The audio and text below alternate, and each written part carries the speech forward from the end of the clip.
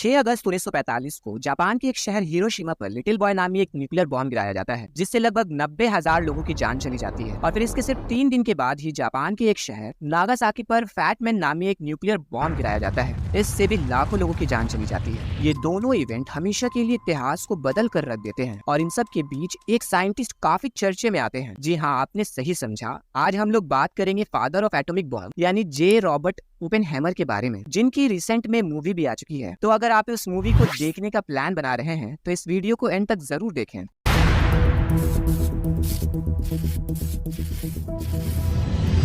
Julius Robert Oppenheimer एक German immigrant के बेटे थे। इनकी पैदाइश 22 अप्रैल 1904 को न्यूयॉर्क में हुई। शुरुआत से ही ये पढ़ाई में बहुत आगे रहे हैं। केमिस्ट्री इनकी पसंदीदा सब्जेक्ट थी। इसके अलावा मैथ और फिजिक्स जैसे सब्जेक्ट में इनकी दिलचस्पी की वजह से वो हार्वर्ड और कैम्ब्रिज जैसे यूनिवर्सिटी में एडमिशन लेते हैं और सिर्फ 23 साल की उम्र में ही इन्होंने पीएचडी कंप्लीट कर ली थी। साल 1920 में साइंस अपनी परवान पर थी। ये उस वक्त की बात है जब क्वांटम थ्योरी भी प्रपोज की गई थी। इस वक्त तक तो ओपेनहाइमर मिनरोलॉजी पर रिसर्च कर रहे थे, लेकिन अर्ली 1930 में जब हिटलर के जुल्म जर्मनी के जियोस पर बढ़ने लगा तो वहां से बहुत सारे बड़े साइंटिस्ट जर्मनी छोड़कर यूएसए आने लगे। इन्हीं में से एक साइंटिस्ट अल्बर्ट आइंस्टाइन भी थे। साल 1939 में जब हिटलर ने पोलैंड को इन्वेट कर लिया तो उसके बाद अल्बर्ट आइंस्टाइन, लियो सिलार्ड और यूजीन वेगनर ने मिलकर American president Franklin D Roosevelt को एक लेटर के जरिए वार्निंग दिया कि अगर हिटलर ने हमसे पहले न्यूक्लियर बॉम्ब बना लिया तो ये सारी इंसानियत के लिए खतरनाक होगा। इसके बाद एक कमेटी बनाई जाती है जिसको लीड ओपेनहाइमर करते हैं।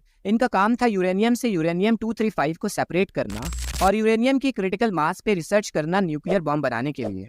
अगस्त 1942 को यूएस और ब्रिटिश के फिजिस्ट एक साथ आकर न्यूक्लियर एनर्जी को हार्नेस करने पे काम करते हैं, जिसे मैनहट्टन प्रोजेक्ट कहा जाता है। ओपेनहाइमर को बम बनाने के लिए एक जगह की तलाश थी। साल 1943 को वो लॉस एलामोस को चूज करते हैं, जो कि न्यू मैक्सिको में है। ओपेनहाइमर इस प्रोजेक्ट को लीड तो कर रहे थे, लेकिन इसके साथ साथ उन पे ये एलिगेशन भी लगाया जाता है कि उनके कुछ दोस्त सोवियत के एजेंट हैं और वो खुद भी लेफ्ट विंग आइडियोलॉजी से काफी प्रभावित थे। लेकिन इस सब के बावजूद general Leslie R Groves Oppenheimer के काम से काफी खुश होते हैं और कहते हैं कि उनके बिना ये प्रोजेक्ट पूरा नहीं हो सकता। आखिरकार इन सारे साइंटिस्ट की मेहनत रंग लाती है और 16 जुलाई 1945 को एलामोगोर्डो, न्यू मैक्सिको के मैदान में एक टेस्ट न्यूक्लियर बॉम्ब गिराया जाता है, जिसे द ट्रिनिटी टेस्ट के नाम से जाना जाता है। इस टेस्ट के बाद ओपेनहाइमर दंग रह जाते हैं, क्योंकि ये बॉम्ब उम्मीद से कुछ ज्यादा ही खतरनाक रहता है। और इस धमाके को देखने के बाद ही वो भगवद गीता की ये लाइन कहते हैं, Now I am become death, the destroyer of worlds.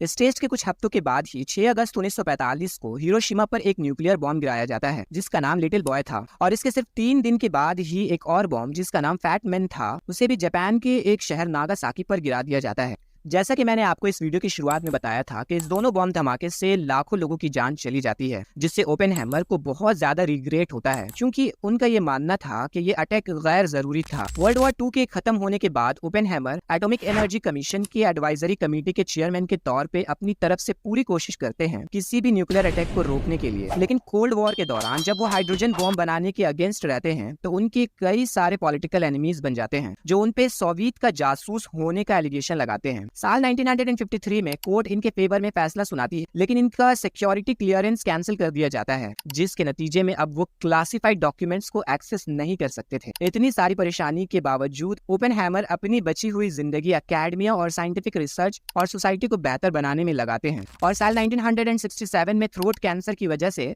उनकी मौत हो जाती है। साल 2014 में ओपेनहाइमर के सीक्रेट हियरिंग के रिकॉर्ड्स को वापस से खोला जाता है और ये कहा जाता है कि ओपेनहाइमर किसी भी तरह से डिसलॉयल नहीं थे और उनके साथ ज्यादती की गई। तो कैसा लगा आपको ओपेनहाइमर की कहानी को जानकर? अपनी ओपिनियन हमें कमेंट बॉक्स में जरूर बताएं। मिलेंगे ऐसी ही दूसरे वीडियो में बहुत जल्द। तब तक के लिए गुड बाय।